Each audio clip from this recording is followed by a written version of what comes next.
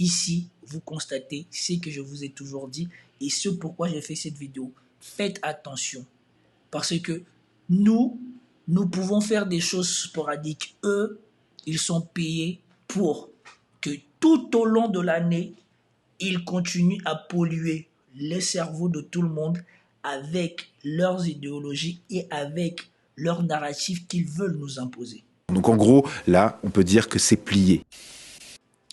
Alors, bonjour mesdames et messieurs, bienvenue sur notre chaîne. Alors, je viens de regarder une séquence sur France 24 qui m'a bien fait rire et j'aimerais partager avec vous. Ça s'appelle Donald Trump réélu, une victoire tranchée qui contredit les sondages.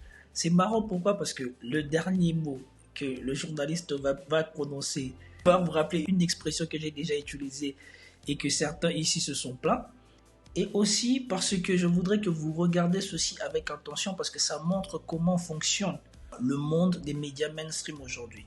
Ils font des campagnes intensives pour vous bourrer le mot et dès qu'il y a une invalidation de ce qu'ils ont essayé de vous faire entrer dans le crâne, ils font comme si eux, ils n'avaient rien fait. Comme si la réalité qu'ils ont essayé de vous imposer depuis des semaines n'a jamais existé et que la réalité a toujours été celle qui s'impose à eux aujourd'hui. Regardez avec quelle facilité maintenant on dit que Trump, il a contredit les sondages. Or, il y a des gens qui, depuis le début comme moi, disaient que les sondages étaient tronqués, que la couverture de Trump était négative à souhait, qui faisait exprès de peindre négativement Donald Trump pour faire croire aux gens que ça ne servait à rien de voter pour lui. Parce que eux, ce qu'ils font, ils veulent d'abord détruire l'image, fabriquer une fausse image dans la tête des gens. Et quand ils auront fait cela, ça va légitimer ce qu'ils vont faire pour s'attribuer la victoire. Ce tour-ci, Trump ne s'est pas laissé faire. Il a mobilisé tout le monde jusqu'à la fin et il a gagné. Et voilà comment maintenant il parle des résultats. Commentez, likez, partagez pour me soutenir et soutenir la chaîne. Sans plus tarder, nous passons à la vidéo. Alors, peut-être voir cette carte qui parle finalement d'elle-même. James André, bonjour. On décortique ensemble ces résultats. Une carte rouge MAGA, je le disais à l'instant, de la couleur du Parti républicain et des plus fervents supporters de Donald Trump. On avait prédit pourtant un score serré en 2020 pour rappel. Ça avait pris 4 jours avant d'annoncer un résultat certifié. Et là, on était un peu parti sur la même musique. En tout cas, on s'était préparé. Ça va durer peut-être après le week-end, peut-être la semaine prochaine même. Finalement, rien de tout cela. C'est net, c'est tranché, c'est rouge donc. Vous avez attendu? On avait un peu l'impression sortie d'où? Parce que tous ceux qui ont dit que Trump, il faisait quelque chose que tous les hommes étaient admiratifs de cela, de voir autant de combativité dans un homme, de voir autant de persévérance chez un homme, marquaient les esprits. Et que les résultats catastrophiques de Joe Biden, l'état dans lequel il avait mis le monde, tous ces fois où il s'est figé, je ne sais pas quels les trucs, tous les trucs qu'il a fait, et l'inexistence de Kamala Harris pendant cette présidence faisait que Trump était ultra favori. Mais aujourd'hui, ce sont les mêmes médias qui nous ont essayé de nous faire croire que Kamala Harris était la 8e merveille du monde supérieure à Obama dès que Joe Biden a abandonné. Ils veulent nous faire croire aujourd'hui, mais non, c'est bizarre. Elle a perdu comme ça. Oh, mais on croyait que ça allait être serré. Pas une seule fois. Je vous ai dit sur cette chaîne que ça allait être serré. Tout ce que je vous ai dit, c'est que ils vont essayer d'imposer leur narrative jusqu'à la fin. Et si jamais leur narrative, elle prend, Trump allait perdre. Mais on a bien vu que dans la dernière ligne droite, elle s'est effondrée. Toutes les interventions qu'elle a fait à la télé, elle n'a fait que s'effondrer. Du débat où ils avaient cru qu'ils avaient gagné, mais où après le fact-checking a montré qu'ils avaient triché. There is no state in this country where it is legal to kill a baby after it's born. Madam Vice President, I want to get your response to President Trump. Will she allow abortion in the 8th month, 9th month, 7th month? Come on. Okay, would you do that? Why don't you ask her that question? Why don't you answer the question? Would you because veto? Under Roe v. Wade, answer the question. Would you veto? You could do abortions in the 7th month, the 8th month, the 9th month, and probably after birth. Just look at the former governor of Virginia. The governor of Virginia said we put the baby aside and then we determine what we want to do with the baby. Delegate Kathy Tran made her case for lifting restrictions on third trimester abortions as well as other restrictions now in place. And she was pressed by a Republican delegate about whether her bill would permit an abortion even as a woman is essentially dilating, ready to give birth. And she answered that it would permit an abortion at that stage of labor. Do you support her measure and explain her answer? Let's remember Charlottesville, where there was a mob of people carrying tiki torches, spewing anti-Semitic hate. And what did the president then at the time say? There were fine people on each side. And you had some very bad people in that group. But you also had people that were very fine people on both sides. You had people in that group, and you had people, and I'm not talking about the neo-Nazis and the white nationalists, because they should be condemned totally. But you had many people in that group other than neo-Nazis and white nationalists, okay? Let's do this more. January 6th. This woman claimed that she was there on January 6th. Roll the clip. On January 6th. I was the vice president-elect. I was also an acting senator. I was there. Tonight of Kamala Harris. Where were you on January 6th when you were almost hurt or killed by a pipe bomb outside of the DNC? Because you've never spoken of this publicly, and we're kind of confused why you keep implying to people you were at the Capitol when you were not. You were at the Democrat national headquarters there at the DNC in Washington, D.C. Here's a video of her leaving the Capitol building before anything happened that day. This is surveillance video of her leaving the Capitol building before anything happened. How were you there? Fact checkers got this video like we got the video. And they didn't fact check this woman? À la dernière interview avec Fox News où elle a carrément sombré. Woodward book that way, yes. Let me ask you this, Madam Vice President. You call Donald Trump. You call Donald Trump. He's misguided. You say now he's unstable. He is unstable, Brett. He's not well. You say he's mentally not stable. He's not stable. Let me ask you this. You told many interviewers. Donc on lui dit tous les qualificatifs qu'elle utilise pour Donald Trump, qu'il est instable, qu'il est je sais pas quoi. Et là, vous avez attendu qu'elle insiste elle-même qu'il est instable. Et maintenant, il va poser la question. That Joe Biden was on his game, that ran around circles on his staff. When did you first notice that President Biden's mental faculties appeared diminished? Hey, ce journaliste, il était venu pour terminer Kamala. Parce que là, maintenant, elle se plaint de l'état mental de Donald Trump, et le journaliste a dit, ok, vous vous plaignez de l'état mental de Trump, qu'il est instable et qu'il est je sais pas quoi. Mais quand avez-vous commencé à remarquer que Joe Biden, lui, n'était plus stable? Oh, Seigneur. Hey, franchement, le journaliste, il a trop bien fait son taf. Il a kill. Regardez sa tête, regardez sa tête. Regardez. Ça se voit qu'elle n'était pas préparée. Elle était trop contente de pouvoir, soi-disant, faire une fausse colère par rapport à Trump. Regardez sa tête à la fin de la question. Il a tué. Vous-même, vous voyez que là, je suis sûr que c'est là que les mecs, ils ont commencé à dire il est temps d'arrêter. Les mecs, ils ont commencé à dire il est temps d'arrêter. Regardez. Il a eu. Mais il a trop bien eu. Regardez. That ran around circles on his staff. When did you first notice that President Biden's mental faculties appeared diminished? Joe Biden. Il a tué. Elle a fait. Ouais, Joe Biden, il a quoi? Écoutons. I have watched from the Oval Office to the Situation Room, and he has the judgment and the experience to do exactly what he has done in making very important decisions on behalf of the American people. Joe Biden. Donc elle a dit Joe Biden, elle a regardé au bureau ovale prendre les décisions et être capable de gérer des moments difficiles comme il a fait.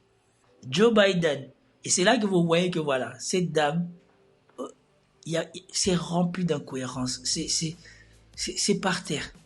Comment est-ce que tu peux te plaindre de l'état mental de Donald Trump et quand on te dit, quand avez-vous commencé à voir les facultés mentales de Joe Biden décliner, alors que nous avons tous vu Joe Biden perdre ses facultés mentales dans un débat face à Trump?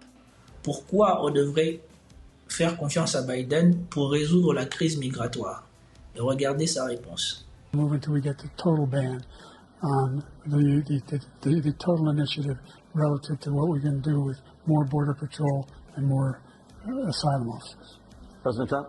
I really don't know what he said at the end of that sentence. I don't think he knows what he said either. Look. Et tranquillement, devant toute l'Amérique, tu dis, Joe Biden a toutes ses facultés mentales. Alors que partout dans le monde, on a des images de Joe Biden en train d'agir en vieux sénile, tomber, se perdre, ne pas savoir où il est, se figer et je ne sais quoi d'autre. Tout a démontré, elle n'était pas prête et que le narratif qu'ils avaient essayé d'imposer dans le monde n'avait pas pris. Et eux-mêmes, ils commençaient déjà à rétro-pédaler. Et soudainement, aujourd'hui, que la claque vient les prendre, ça devient « Non, mais c'est bizarre, la victoire est tranchée, il n'y a pas à discuter. Comment ça se fait ?» Oui, alors on a l'impression que c'est un peu une habitude maintenant, hein. C'est-à-dire qu'on n'a pas ce qu'on attendait avec les sondages quand l'élection américaine vient. Mais c'est vrai que ces sondages pendant des semaines ont été tellement proches, on s'attendait effectivement à ce que ça dure. Ça ne durera pas. Effectivement, Donald Trump a remporté à ce stade et c'est ce qui fait que les networks américains, parce que ce sont les médias américains, notamment l'Associated Press, qui call the race, comme on dit, c'est-à-dire qui annonce le vainqueur, parce qu'ils partent du principe qu'il ne peut pas y avoir de comeback de Kamala Harris. Eh bien oui, il a remporté la Pennsylvanie, la Géorgie, la Caroline du Nord et donc le dernier, celui qui finalement fait que cette course bascule du côté de Donald Trump, le Wisconsin. Et chacun de ces États, finalement, on se rend compte que, eh bien, il y a une performance de Donald Trump qui est en réalité nettement supérieure à ce qui était attendu. Il faut savoir... Voilà, on va s'arrêter là. Et pendant que je faisais cette vidéo, je me suis dit non, il faut qu'on revoie quand même les titres que France 24 et les autres médias ont fait avant ces élections. Regardons un peu. Parce qu'on ne va pas regarder aujourd'hui, il faut regarder juste une semaine avant. Qu'est-ce qu'il disait? Rien que il y a 23 heures, Donald Trump accuse déjà les démocrates. D'accord? Après, on a quoi? États-Unis, un vote pour l'histoire. Présidentiel américain, un risque de guerre civile selon les résultats. Eh bien oui, hein, on a vu la guerre civile. Kamala Harris s'est pris une rouste. Et elle ne s'est même pas présentée pour parler à ses électeurs. Eh bien, on voit la guerre civile, hein. Qu'est-ce qu'il y avait encore? Mais moi, ce que j'avais aimé, là, c'est sur les votes. Moi, ce que j'avais aimé, voilà. Présidentielle américaine. L'issue du duel entre Harris et Trump reste imprévisible. Qu'est-ce qu'ils avaient mis encore comme truc? On va rigoler. Présidentielle américaine. Un duel Harris-Trump à l'issue très incertain. Ou très incertain. Je veux m'arrêter là. Et je vais revenir à notre vidéo. Mais moi, la question que je me pose, c'est...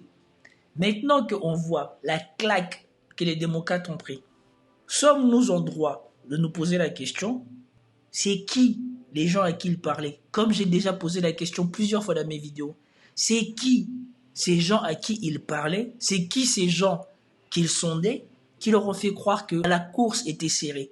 Est-ce que ces sondages-là étaient des sondages légitimes? C'est ça la question à se poser. Parce que quand on voit la claque qu'ils ont pris, on ne peut pas croire que les sondeurs ont sondé les bonnes personnes.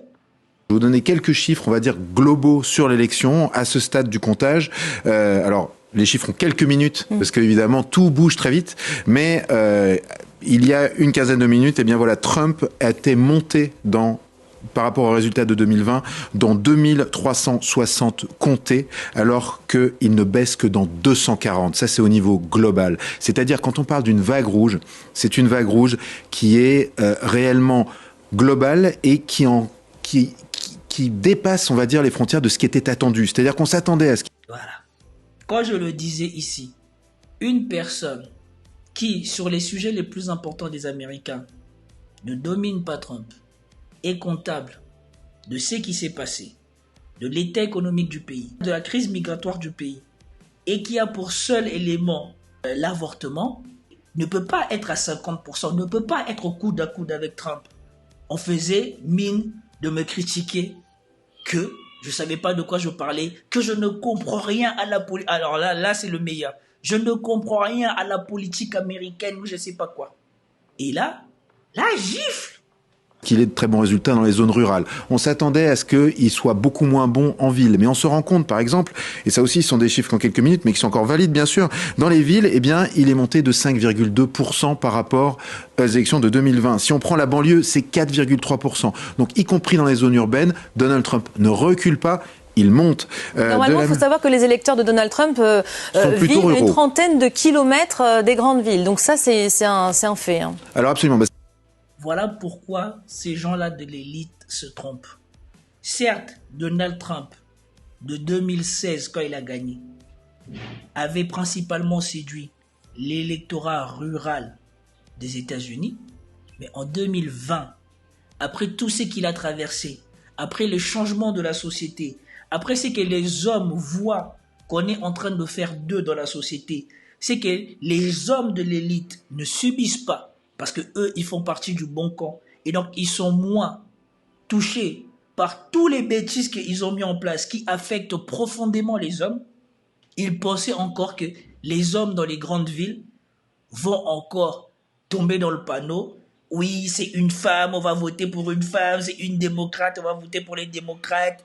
Non, tout ça, c'est fini. Vous avez détruit la société. Vous avez détruit la société particulièrement pour les hommes normaux. L'homme normal en Occident qui gagne sa vie dignement et qui veut juste faire vivre sa famille est de plus en plus en difficulté. Il est étranglé par les impôts, il est méprisé par la plupart des femmes. Et vous voulez que dans une société comme ça, il aille en plus de ça applaudir les démocrates qui ont contribué à faire ça. Et eux, ils croyaient que quand on voit Trump se comporter en un vrai homme, faire face à l'adversité, à tout ce qu'on a déchaîné sur lui et quand même rester debout, ben non, on allait oublier tout ça en tant qu'homme, on allait voter pour Kamala Harris, une femme qui au passé trouble, sans enfant, qui veut pas être une mère de famille et dont la moralité est vraiment comme ça, par terre, on allait voter pour elle. Dès le début, j'ai dit, la moralité, l'intégrité de cette personne la rend inéligible pour devenir présidente. Ça, c'est l'une de mes convictions que je vous ai partagées ici dès les débuts. C'est-à-dire que si on prend la Pennsylvanie, par exemple, dont on a dit sur cette course que c'était le swing states des swing states, celui qui allait faire la différence, celui dans lequel les deux candidats ont déversé des millions de dollars, eh bien, c'est un État, en fait, qui est déjà vaste. C'est une de ses premières particularités. Et ensuite, il est extrêmement rural, en dehors de deux très grandes villes qui sont Philadelphie et Pittsburgh. En réalité, entre ces deux villes, ce qu'on a, c'est la campagne américaine. Je les traverse en voiture moi-même. Vous allez faire 20 km entre deux fermes et évidemment, cette zone-là va voter pour Trump. Ce qui se passe, c'est qu'à chaque fois, c'est un État qui est vraiment sur le fil du rasoir parce que quand on additionne les populations, eh bien, la population rurale et la population urbaine sont très proches, d'où ce fait que c'est un swing state maintenant depuis plusieurs années. Et bien là, en l'occurrence, c'est Donald Trump qui le remporte, a priori, pour l'instant, de manière assez décisive, suffisamment pour que les networks américains disent que c'est lui, c'est-à-dire que la dernière fois, on avait vu Joe Biden remonter à la fin du comptage des voix. Et bien cette fois-ci, a priori, ça n'arrivera pas. La différence est trop importante. Ça veut dire qu'il a gagné du terrain dans ces zones urbaines. Voilà. Ce qu'ils n'ont pas compris, c'est que la dégradation de la société ne touche plus que les gens qui sont en zone rurale. Elle touche même les gens qui sont à l'intérieur des villes. Et ce qui vous prouve bien l'écart qui se creuse de plus en plus tous les jours entre ces journalistes de plateau, ces journalistes dont les lignes éditoriales sont définies à l'avance pour ne même pas être conformes à la réalité, mais conformes aux souhaits de ceux qui les payent et de leur idéologie. Donc même quand la réalité est une chose, eux, ils vont essayer de vous faire croire à ce que eux, ils pensent être à la réalité. Ils pensaient que Trump ne parlaient qu'à des bouseux, à des gens de la ruralité et à d'autres personnes. Ils ont oublié que sous Trump, et les gens de la ruralité et les gens des villes ont vu un peu de prospérité dans leur vie, ont gagné un peu plus d'argent, ont été un peu moins taxés. L'économie était plus stable. Ils ont pu offrir des cadeaux à leurs enfants. Mais que sous Biden, ils n'ont pas eu droit à tout ça. Et en plus de ça, les minorités ont vu des gens qui sont comme eux dans le monde, les musulmans, être massacrés aux côtés du monde avec la bénédiction du président américain et du vice-président américain. Ils ont vu l'Amérique donner de l'argent aux gens pour aller se battre pendant qu'eux, ils souffrent. Et vous croyez qu'avec tout ça, Trump, il allait que toucher les gens de la ruralité? C'est bien. Ça doit vous interpeller sur la pertinence de ces gens que vous voyez encore à la télé. Ils ne savent pas ce que vous vivez, ils ne savent pas comment vous pensez, ils ne peuvent pas penser comme vous, ils ne peuvent pas se mettre à votre place parce que ça fait bien longtemps qu'ils ne vivent plus la même réalité que vous. Eux, ils fantasment une réalité à partir de leurs idées et de leurs théories, mais pas sur les mêmes réalités que vous. Il n'y a pas une expérience empirique de souffrance que la majorité de gens vivent dans leur vie. Voilà pourquoi même les sondages là ne peuvent plus refléter la réalité. Parce que comme les agences de notation, les sondeurs s'amusent plus à rapporter aux sondés ce qu'ils veulent savoir que ce qu'est la réalité. Rage rouge auquel on avait assisté, là, on va pas être dans ce phénomène, dans ce cas-là. Hein. Ça, c'est pas possible. A priori, non. C'est-à-dire que d'abord, tout le monde est devenu très très prudent depuis 2 élections. C'est-à-dire que les sondeurs, on s'en souvient, se sont complètement trompés sur 2016. Et parce que là, ils se sont pas trompés. Nous savons qu'en 2020, il a dû se passer quelque chose. Ils avaient annoncé une victoire très claire d'Hillary Clinton qui n'a pas eu lieu. 2020, on a vu que c'était extrêmement serré. On l'a dit, on a voté mardi, on a eu le résultat le samedi. Et donc cette fois-ci, tout le monde est très prudent. Donc tous les networks américains de télévision, donc les grandes chaînes de télévision et les agences de presse, s'ils donnent ce résultat, c'est qu'ils sont sûrs de leur coup. C'est-à-dire que mathématiquement, il est impossible que Kamala Harris revienne et repasse devant Donald Trump, même avant la fin du comptage des votes par correspondance ou des votes par anticipation. Donc en gros, là, on peut dire que c'est plié. Il n'y aura pas... Vous avez entendu? Donc en gros, on peut dire que c'est plié. Expression que j'utilise ici souvent avec vous.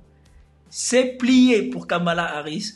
C'est plié pour les mondialistes. C'est plié pour ces élites bourgeoises qui ne sont menés que par leurs intérêts, c'est plié pour eux. Voilà. Voilà ce qu'est la réalité. Et voilà la chose que je voulais partager avec vous. Je voulais vous mettre en évidence qu'ils font semblant aujourd'hui de découvrir ce qu'ils ont toujours su. Voilà pourquoi quand vous voyez les sondages, particulièrement en France, sur le RN, ce n'est qu'une préparation de la population à ne pas lutter contre le RN, comme ça s'est passé pendant les législatives. Après que le RN ait gagné les élections européennes, Jordan Bardella, qui était l'homme le plus fainéant de France, ou en tout cas parmi les hommes politiques les plus fainéants de France, est devenu un potentiel futur Premier ministre. Donc, un homme sans compétence directement passe à Premier ministre possible. Et appuyé par des sondages qui, tous les jours, ont confirmé que le RN allait gagner le premier tour et allait gagner le deuxième tour. Et après qu'on ait vu qu'ils étaient en tête au premier tour, quand eux ils étaient en tête, ils avaient gagné. Mais quand au deuxième tour des législatives, ils sont arrivés second, ils voulaient quand même qu'on leur déclare gagnant. Le jeu, ce n'est pas qui a le plus grand nombre de votes, c'est le parti qui en arrive en tête.